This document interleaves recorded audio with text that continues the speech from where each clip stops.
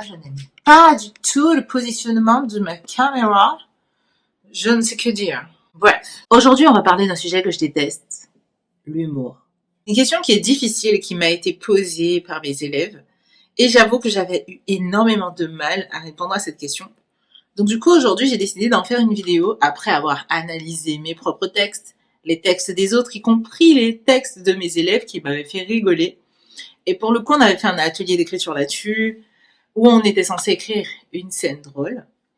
Et ça m'a donné pas mal de pistes pour pouvoir vous dégoter 10 conseils pour pouvoir écrire l'humour.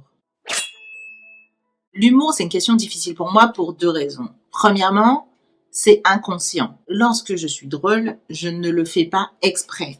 Je peux le faire exprès pour faire rigoler du monde, mais c'est en moi en fait. Je vais pas faire exprès d'être drôle pour être drôle. D'ailleurs, si je le fais, généralement, je ne le suis pas. Alors que je peux être naturellement drôle juste en étant naturellement drôle. Bref. En tout cas, l'humour, c'est inconscient, donc c'est pour ça que c'est une partie assez difficile à aller capturer, à aller cerner. Si moi, je raconte une blague, ça va pas forcément être drôle, alors que quelqu'un d'autre avec une gestuelle différente, avec une façon de raconter différente, va rendre cette blague hilarante là où moi je me suis complètement viandée. La deuxième chose qui fait que c'est difficile d'écrire l'humour, c'est que c'est strictement subjectif. En tout cas, 10 conseils très personnels issus de mes analyses pour écrire l'humour, c'est parti. Salut à toi, et si tu ne me connais pas, je m'appelle Priska, je suis coach en écriture depuis 2015, j'accompagne la femme à réaliser son rêve, écrire son roman, m'assurer qu'il soit bon, cohérent, captivant et le faire éditer. Donc pour ça, je suis formatrice, je crée des formations. La première formation que j'ai créée s'appelle 6 étapes pour écrire ton roman et le faire éditer. J'ai également écrit des livres dédiés à l'écriture qui sont en vente sur Amazon et qui normalement vont s'afficher quelque part autour de moi, je suppose.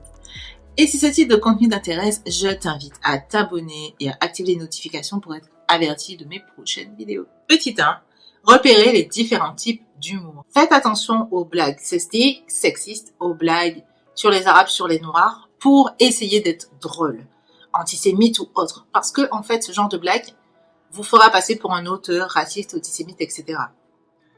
À moins que ce soit utilisé pour donner un contraste avec quelque chose de sérieux, passer un message par rapport aux personnes qui sont racistes, justement, ou qui se foutent ouvertement de la gueule des handicapés. Là, pour le coup, ça peut être intéressant, mais le truc, c'est que ce n'est pas drôle. En tout cas, l'humour physique, c'est plutôt l'humour par rapport à ce qui arrive au personnage avec son corps. Par exemple, il va trébucher, il va tomber, il va se prendre le pied dans un trou et se rétamer. Il va se cogner le petit orteil contre le buffet et le buffet aura gagné. Deuxième type d'humour que je puisse connaître, c'est l'humour d'observation. Ce sera un humour qui sera basé sur l'observation de la vie en général, du banal de la vie. Par exemple, un personnage peut être grognon lorsqu'il n'a pas bu son café. Et ça peut être intéressant, justement, de montrer le personnage une première fois être grognon lorsqu'il n'a pas bu son café, puis boire son café et se sentir soulagé, et montrer ce même personnage arriver au boulot sans avoir bu son café et être hyper désagréable avec son patron au point de se prendre un avertissement, par exemple. Ça, c'est ironique. On ne va pas dire ha ha ha, mais ça peut susciter un sourire. Le troisième type d'humour que je puisse connaître, c'est la satire. La satire, c'est lorsque la société et les vices humains, disons, sont critiqués ouvertement à travers l'humour. Quatrième type d'humour que je puisse connaître, et c'est mon humour préféré, c'est l'humour noir. C'est presque de la satire, sauf que c'en est pas. C'est une façon de voir la vie du mauvais côté. Ça apporte généralement de très très bonnes punchlines et les personnages qui ont un humour noir sont généralement nos personnages préférés. Alors, il y a sûrement d'autres types d'humour, sauf que clairement, je ne les connais pas tous. Le but, c'est pas de tous les connaître, mais d'essayer de savoir où on se situe, grosso modo, pour pouvoir réussir ses effets. Quel humour ira le mieux avec ton œuvre, avec ton genre, avec ton style. Petit 2, ne copie pas. Ne copie pas les blagues d'une autre œuvre, parce que lorsque tu copies une blague qui a bien fonctionné dans une œuvre que tu as aimée, sortie de son contexte, ça ne donnera pas du tout la même chose. Noah, je sais pas ce que tu fais, mais tu m'empêches, chérie. Il y a multitude d'éléments qui vont faire qu'une situation va être drôle, alors que sortie de son contexte, ça ne l'est plus du tout. Je suis sûre que ça vous est déjà arrivé de vivre quelque chose d'hilarant, à vous tordre de rire. Vous n'arrivez pas à vous arrêter de rigoler. Et ensuite, vous allez le raconter à quelqu'un le lendemain, vous savez ce qui m'est arrivé et tout, etc. En le racontant, vous vous rendez compte que ce que vous racontez est beaucoup moins drôle que ce que vous avez vécu. C'est exactement la même chose quand vous copiez les blagues d'une autre œuvre ou la façon de jouer avec l'humour d'une autre œuvre et que vous essayez de la coller dans votre histoire. Il y a tout un contexte, une façon d'amener les choses, une présentation des personnages et le caractère des personnages qui comptent. Beaucoup d'éléments pris dans un certain contexte vont faire que une blague sera drôle alors que dans votre roman, ce ne sera pas le cas. Pourtant, mot pour mot, il s'agira de la même blague. Donc, faites attention à ne pas copier la blague d'autres auteurs. Numéro 3, la règle de 3. Je vous ai déjà parlé de la règle de 3 je vous ai déjà parlé de ma règle, c'est pas ma règle à moi, c'est la règle de quelqu'un d'autre. Mais en tout cas, je vous ai déjà parlé de la règle de 3 dans la série Fantasy, pour pouvoir planifier son roman. La règle de 3, je vous avoue que je suis en train de continuer à l'analyser, à essayer de comprendre exactement comment ça fonctionne, mais c'est vraiment une astuce d'écriture que je retrouve dans pas mal de choses, ne serait-ce que la structure en 3 actes ou autre. Et là, pour le coup, pour ménager un effet humoristique, la règle de 3 fonctionne très bien. 3 éléments humoristiques. Les 2 premiers vont préparer le lecteur à la chute, et le 3e élément, ce sera la chute. Par exemple, un personnage peut dire à un autre personnage « Pourquoi est-ce que tu es là? Pour bosser? Par plaisir? Ou juste parce que t'es con ?» En reprenant ces phrases-là, s'il lui avait dit directement « Pourquoi est-ce que tu fais ça? Parce que t'es con ?» ça n'aurait pas fait sourire le lecteur. Ici, le fait qu'il y ait 2 éléments qui préparent le lecteur à une 3e chose, à la chute, ça fonctionne très bien. Si il avait dit « Pourquoi tu es là? Pour bosser ou parce que tu es con ?» c'est plus du mépris. Alors que l'autre, avec les 3 éléments, pour bosser par plaisir ou juste parce que t'es con. Là, on sent que le personnage n'attend pas de réponse, que c'est au-delà d'être méprisant, c'est être sarcastique. Et là, pour le coup, ça peut prêter à sourire. Alors encore une fois, on ne va pas rire, mais ça prête à sourire. Peut-être même que, en fonction du contexte et en fonction de la place de chaque personnage, ça peut être drôle. 4e, faire le personnage rire ne va pas faire le lecteur rigoler. Il m'arrive de lire des textes où les personnages se mettent à rigoler pour quelque chose. Par exemple, le personnage va tomber et les autres vont rire sans pouvoir s'arrêter, ils vont pleurer de rire, ils vont se tordre de rire, ils vont se rouler au sol de rire. Sauf que pour moi, ce sera pas drôle parce que ça ne m'a pas fait rire. Et justement, l'auteur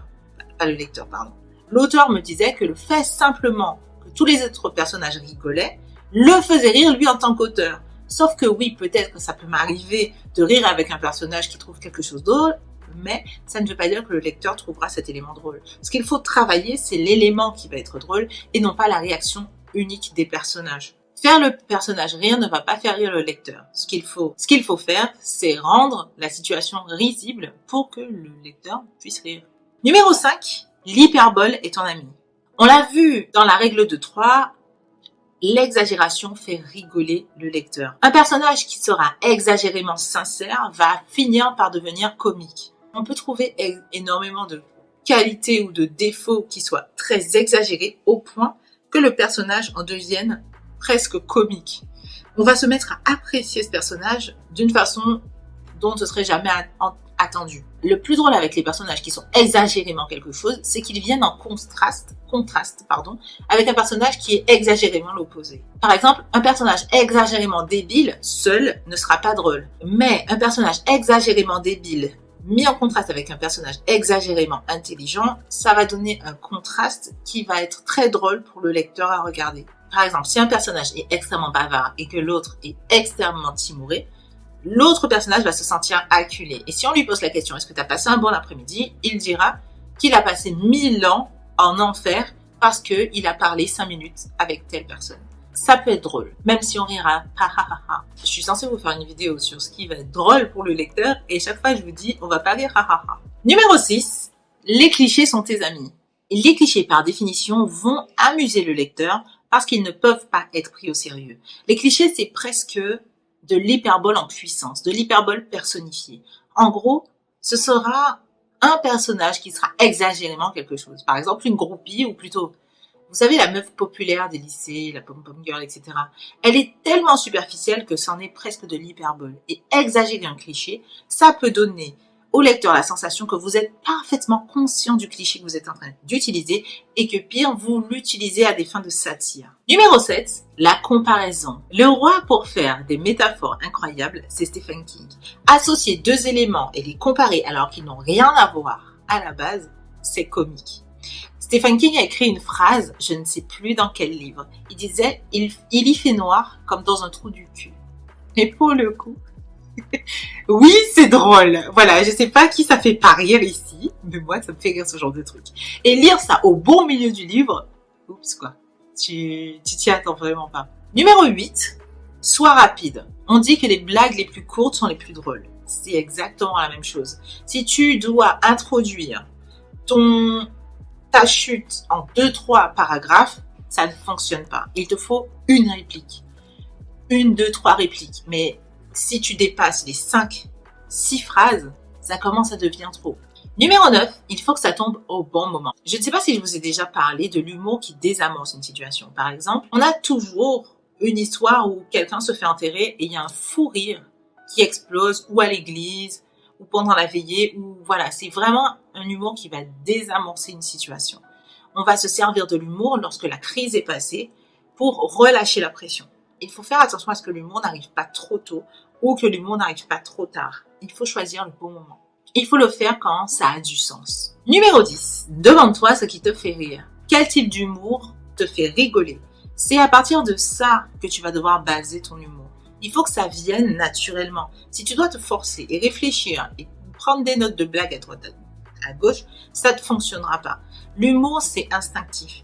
Je ne me suis jamais demandé, tiens, qu'est-ce qui pourrait faire rire quelqu'un? Je suis moi-même, ça fait rire ou ça ne fait pas rire. Généralement, de toute façon, c'est ou noir ou blanc. Soit je fais rire les gens, soit les gens me détestent. Ne te force pas à avoir un humour que tu n'as pas. Si ton humour n'est pas noir, ne te force pas à avoir un humour noir parce que tu as vu que ça fonctionnait dans d'autres romans. Pareil, quand tu lis quelque chose qui t'amuse, je te conseille de prendre en note ce qui t'a amusé. Alors encore une fois, de ne pas le copier-coller dans ton livre, mais vraiment de te demander qu'est-ce qui, dans ce type d'humour m'a fait rigoler. Est-ce que c'est la réaction de l'autre? Est-ce que c'est ci? Est-ce que c'est ça?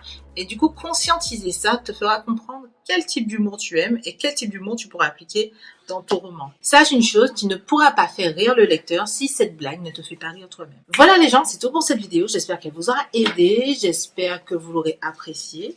Si c'est le cas, je vous invite à liker cette vidéo, à partager cette vidéo et à vous abonner à la chaîne si ce n'est pas encore fait. Autrement, moi, que vous dire, à bientôt pour une autre vidéo. Ciao.